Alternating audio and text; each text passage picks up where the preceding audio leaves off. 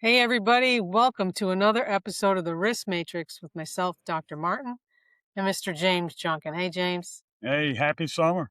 It's hot It everywhere. is. It's hot everywhere. Even in the Northeast up here, we're getting 100-degree days. I'm talking a lot with the guys in the field about heat stress, hydration, work rest, acclimatization, all those things.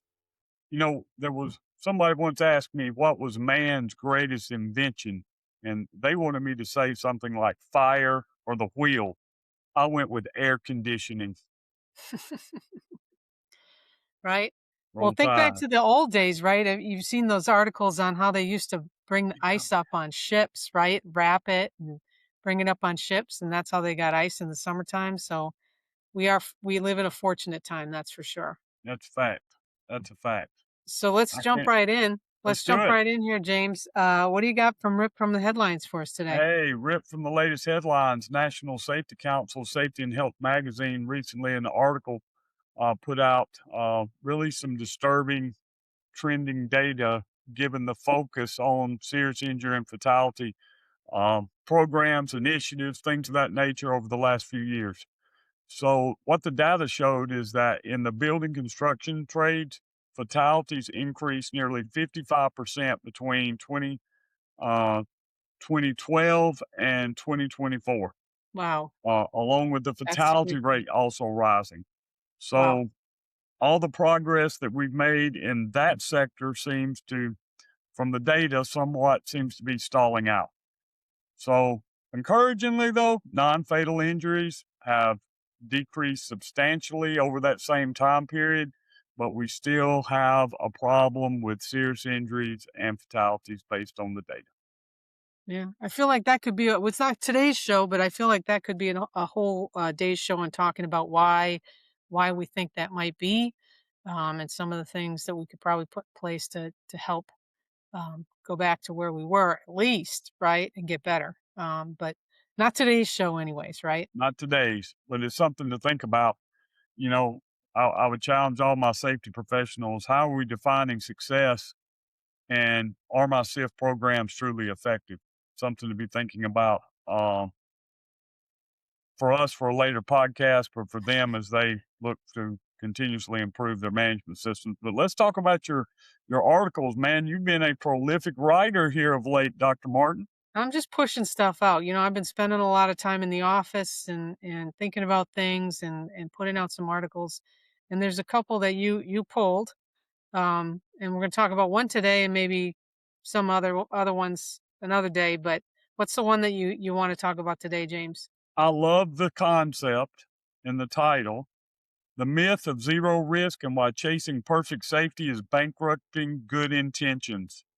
Yeah. Well, you What? you know you know from past conversations that I'm not a fan of zero, right? I mean, 100% not a fan of zero. you And, can. usually when we talk about zero, we talk about zero from the standpoint of zero injuries. But I like this one because you're talking about the myth of zero risk. And many people, particularly in the safety profession, want to reduce risk to zero. And while that Well, might if you be reduce risk to zero, then you have zero incidents, right? And we love zero. Zero 100%, is a nice round number. there is a concept of acceptable risk, right?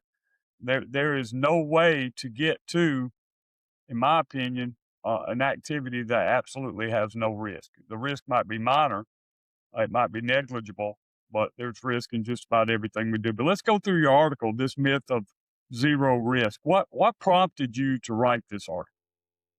So, well, I mean, obviously, for obvious reasons, I hate the idea of zero. I think that a lot of times companies don't realize that the real advantage um, lies in the definition of risk as opposed to like chasing some number, right? The advantage is risk is defined by your company business, the things that you do. There's always going to be some risk, right? I don't know how many businesses, unless we stay home and we shut our doors and we shut our windows and we don't talk to anybody, we don't answer the phone, right? And even then we probably still have some risk, right? But if we go out to work, there's going to be some risk, and the real advantage lies in defining that risk, right? Defining it so that we're putting our minds, our dollars, our attention to the things that make the most difference, right? That we're not just throwing money at trying to get to zero, that we're actually using our our money to our advantage and our ideas and our workforce to the advantage of getting to that idea of risk that we've defined. I find it interesting that you started your article off with the first paragraph: compliance is a floor, not a strategy. And where I think sometimes even I struggle in my practice, we all understand what compliance means. OSHA gave us a big old book to go by. We read the book, we create a policy, we train on the policy, we put people in the field. But there are many areas where OSHA is not directly addressing the work activity, That's right. where companies, employers have an ability to define what risk is acceptable to them. And I like to use this example, right? OSHA says I can't be within 10 feet of an energized power line that's 50 kV. There you go. Okay. That's Uh, easy, right? Measure it. that's easy from a compliance standpoint. James Junkin don't want to be within 10 feet of an energized power line. It's magic. I don't understand how the magic works. That's right. Somebody that's smarter than me needs to tell me how the electricity knows how to go home. Like it always goes back to its part of origin, but that's a whole nother discussion. But for my terms of acceptable risk, OSHA standard, their regulation is not enough for me to feel comfortable for my safety. So we know the Okay. OSHA standards are the benchmark, right? The bare minimum. It's the But benchmark for everybody, right? for Everybody, everybody, except where they speak specifically about industries, right? In some industries, we know that the hazards are uh, more or less greater than other things, and there are a separate set of standards inside the construction standards or the general industry standards for those things. But in general, OSHA doesn't know your operations, right? right? You know your operations, right? Hmm. And your risk tolerance. So the operations are one piece of the puzzle, and your risk tolerance is another piece of the puzzle. Okay, and just because OSHA sets the floor doesn't mean that's where your risk tolerance is. Your risk tolerance may be less than that, right? Or hopefully not more than that because you don't want to go beneath the baseline, but less than that in that you don't want to lose business, you don't want to, have injuries, you don't want to because there are some things in your operations that OSHA, as you said, doesn't cover. And so you need to make a business decision of whether or not that lies within your acceptable risk or outside your acceptable risk, right? And there's two failure modes here, right? There's stopping at compliance, doing the Okay. least required, right? And Hmm. chasing zero, targeting something that doesn't exist. The real work goes somewhere in between here. Well, no Okay. doubt. It And just depends, right? that's what the article talks about is you need to find I mean, everybody's chasing zero. I think that's crazy. People who sit at compliance. I mean, we know we all have clients that sit there, right? They just want to do the bare minimum, and you can't stop them from doing that. But really, honestly, every business lies somewhere in between these two poles. Well, I think defining success by and making moral judgments. We're really good about making moral judgments about companies that have workplace injuries that end up as a total recordable injury, as to the effectiveness of their safety program, without considering all the good things that these companies may be doing. There's a human element involved. Each injury happens in context, right? And having to understand the context of why a worker did what they did and why it made sense to them at that time to do that. I think we're in dangerous ground when we start defining success of a safety management system based on an isolated incident that happened at a single point in time, that may never repeat itself ever again. And saying, that's an indicator that this company's safety management system is at risk or in trouble, et cetera. So I like this new push, though. There's a movement to really look at organizations holistically instead of an isolated point in time. I know a lot of people like to make moral judgments of a company that has an OSHA citation. They have an OSHA citation. Well, until you dig into the context of that citation, it might have been something very minor. It might have been an administrative violation. It may have been a serious violation, but at the same time, the company had defenses because of the actions by the worker and everything that's in place. So, defining a company's safety management system success by a metric and establishing zero is either you're perfect or you're terrible has never made any sense to me. No, no, no. But so the article talks a little bit about the payoffs, right? Of not going to the extremes, right? The just the compliance versus zero. Okay, the two poles, and I'll go over them one at a time, and then Please. you can weigh in on this, right? Budgets get sharper. Okay, and what I mean by that is spend shifts from reactive, guilt driven, right? Like, oh, we're going to get somebody hurt, or that moral compass of, are we leaving somebody out that we should be considering the risk on, to prioritized investments. Okay. So if you know where your risk is and you're not just reactively throwing money at trying to just reduce it to zero, right? You can prioritize your budget and use your budget wisely to get you to that, wherever the sliding scale is between those two pools. Does that make sense to you? It does. Let me ask you a question. Where does feasibility factor into this decision making process? I mean, I think feasibility is part of that, helping the scale slide back and forth, right? It's one of the factors that you put in to the equation of where your acceptable risk is. Because, I mean, I don't know how many companies that have unlimited budgets. Some of the big companies have huge budgets, right? And they can capitalize something over, amortize it over time.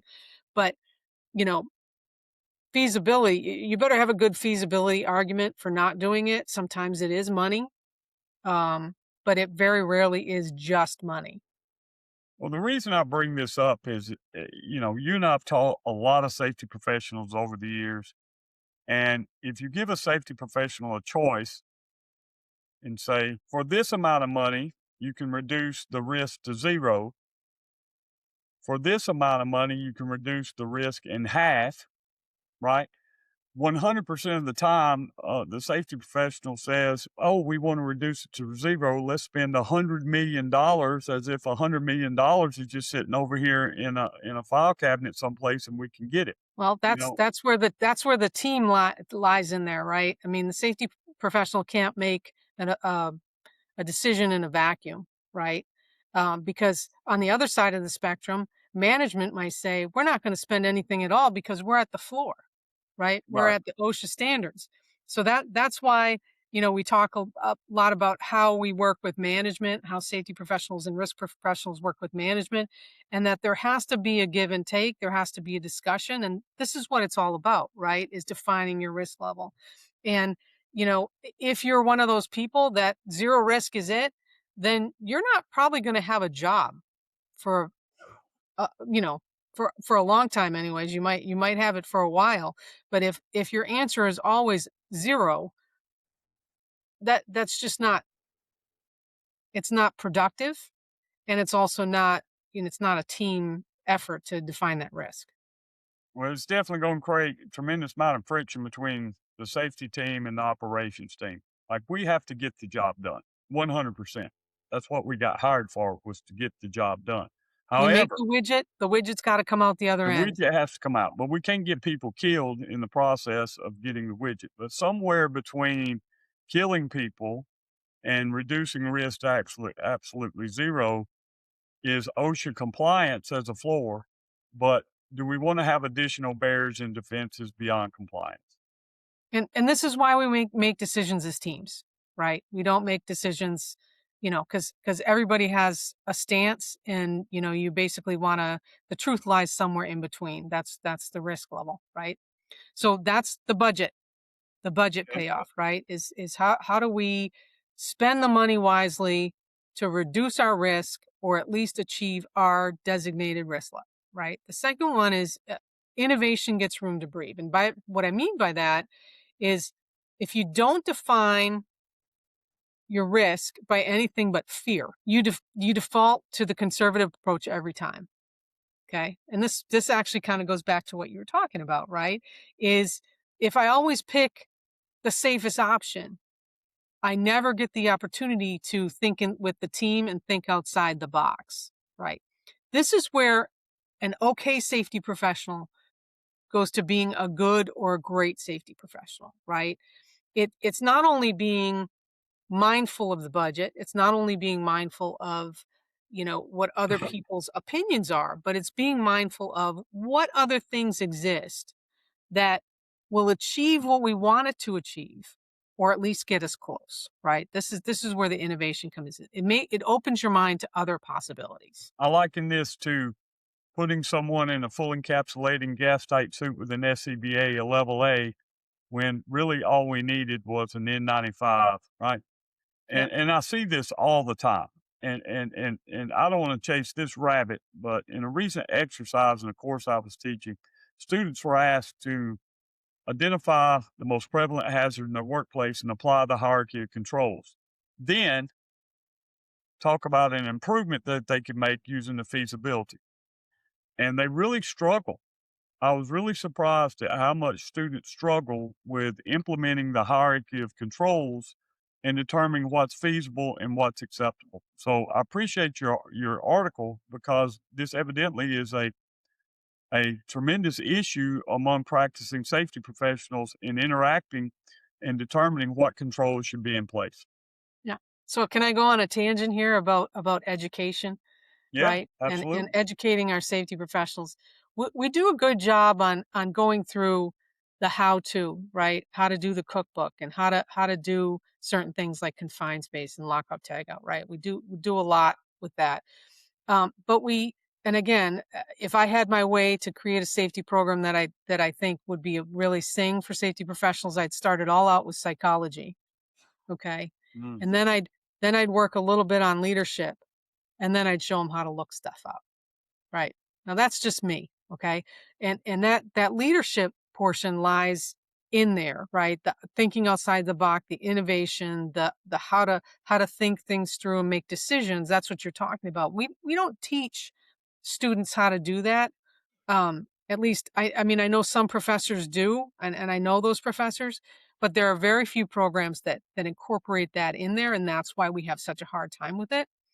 I think people who have internships, who have a lot of years in the field as a field safety specialist before they get to a decision making capacity are probably better. Now, that's just a value thing that I'm coming up with, but I think they're probably better at it because you see what doesn't work at the field level before you get to a safety director position. right. And and we're hiring, quite frankly, I mean, the safety industry, students are getting hired right out of school into safety director positions. And I think that's, Particularly at that's the contractor level. right. And the issue is that, are you ready to be a safety director right out of school? I would say no, no, Mm-mm. even for a small company, right? Because you don't have the skills, those psychological skills, the people skills and the leadership skills yet, and the negotiation skills to run an efficient program that looks at risk in this way. And probably ultimately the default is to the most conservative, absolute, Yep, because that's what we don't teach anything more zero than that, right? zero risk, zero risk acceptance, and Right. that's why you end up with this conflict between operations and safety many times. Yeah. So, I think that's an excellent point. This is a short article, but it's a powerful article because this is at the core of the conflict, if you will, between the operations team and the safety team, and a continual understanding of how we define acceptable risk within an organization. And I would also say how we define acceptable protection for the workers. Mhm. And I've also found that safety professionals understand the hierarchy of controls academically, but from a practical standpoint, the most common, most frequently used is PPE, right? because PPE is cheap, PPE is easily and readily available. But PPE may not be the best solution from a cost standpoint, even though you think it might be. Engineering controls might be something that has an initial cost, but payout over time, the value of money over time, PPE actually is a exponentially higher expense.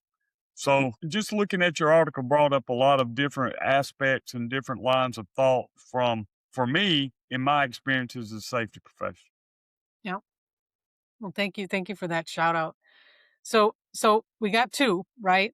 Yeah, Budgets get sharper, right? Innovation gets room to breathe. Core assets get real protection. But what I mean by that are not all risks are equal. People, equipment, reputation, continuity, and without a threshold, risks soak up effort while risks are basically um, the easy risks soak up the effort. Okay. Unless obvious exposures go unmanaged. So it forces the question, what actually can we afford to lose?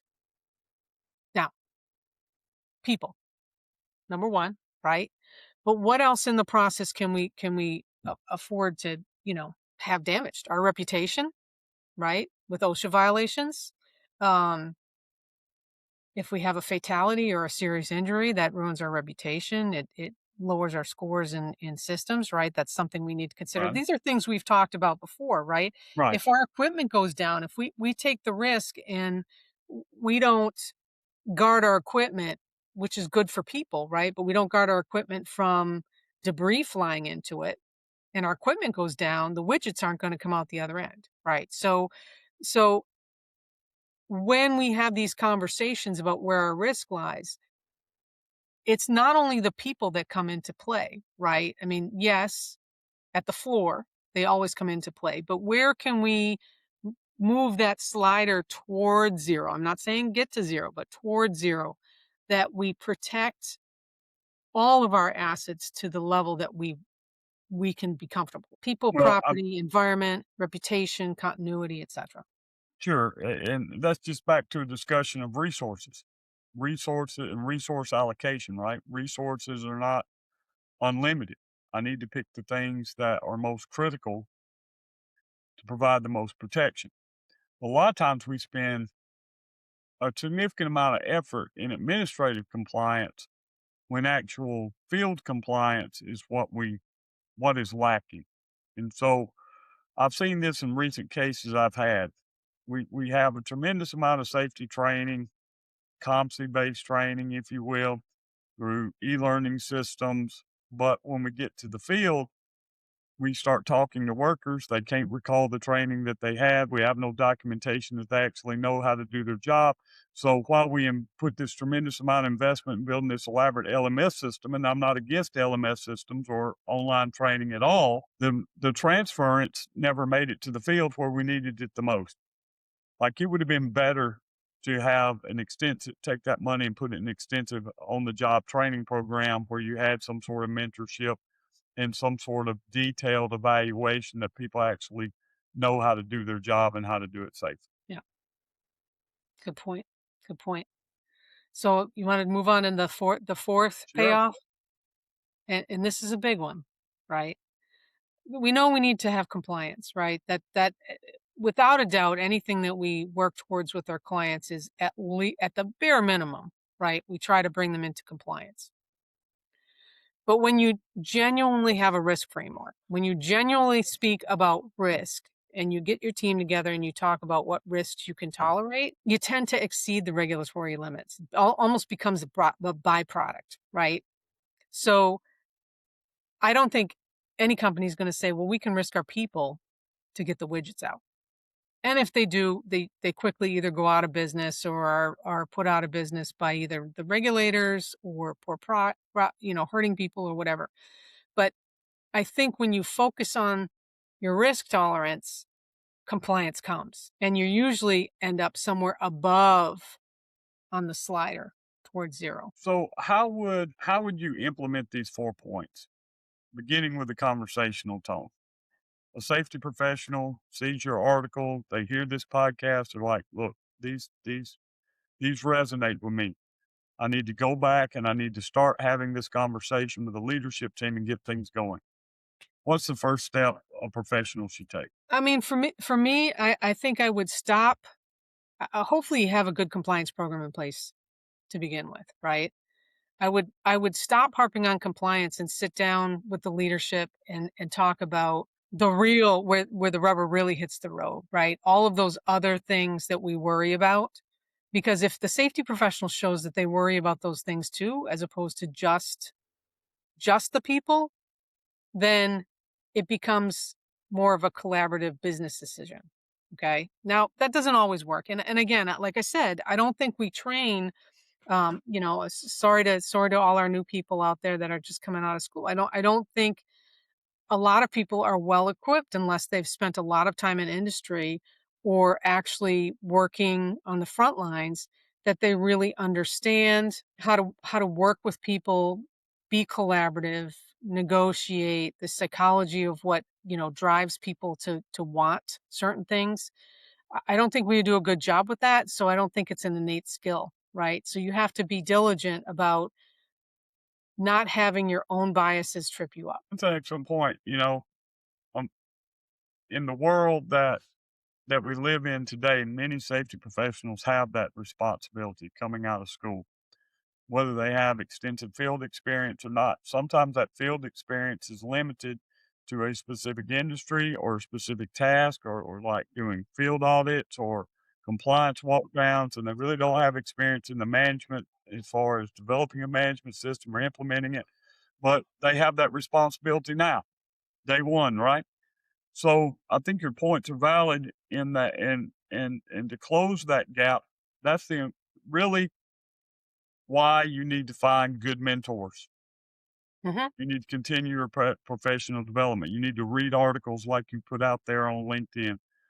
Like sometimes I put out there on LinkedIn, and participate in these professional development podcasts, for lack of a better term, to grow your body of knowledge beyond just what OSHA said in the book that we have to do it this way, because OSHA doesn't always say in the book that we have to do it this way, right?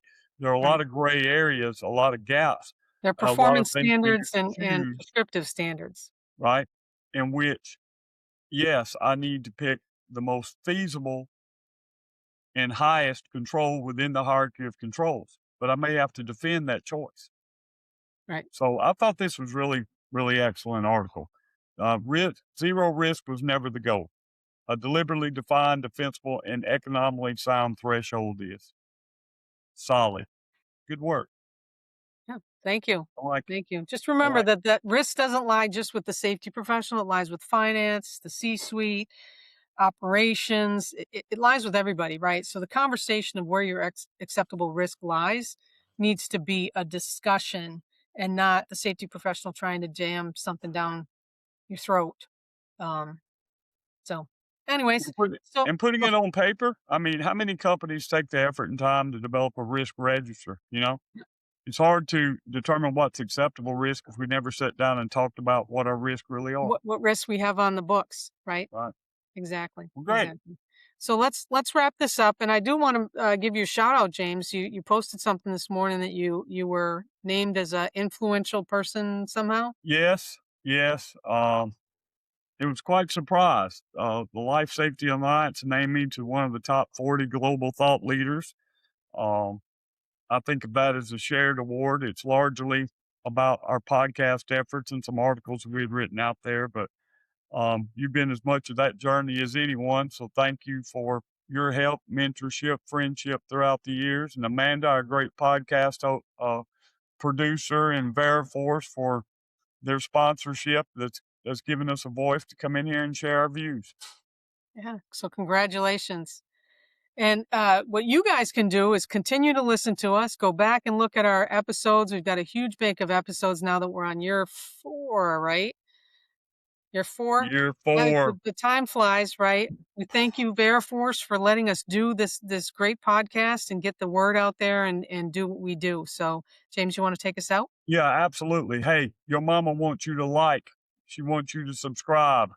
Listen, if you learned something today about the practice of safety, you must hit that like button and hit subscribe. If we gave you something that's food for thought that you're going to go back to your company to improve your safety management system, hey, hit that like button, hit that subscribe button. Go down in the comment section and add your thoughts to the discussion. We do this for you for the last 4 years. So we encourage you to share the content. That's how you can help us uh, very much. For those of you that are avid long-term supporters of the podcast, sharing, liking, it makes a difference. We're available on all the major podcast platforms. So we're over there on LinkedIn, Apple Podcasts, Spotify, wherever you get your podcast, you should find us there. But until next time, y'all keep bringing those workers home safe and roll tide, baby. Roll Out. Tide.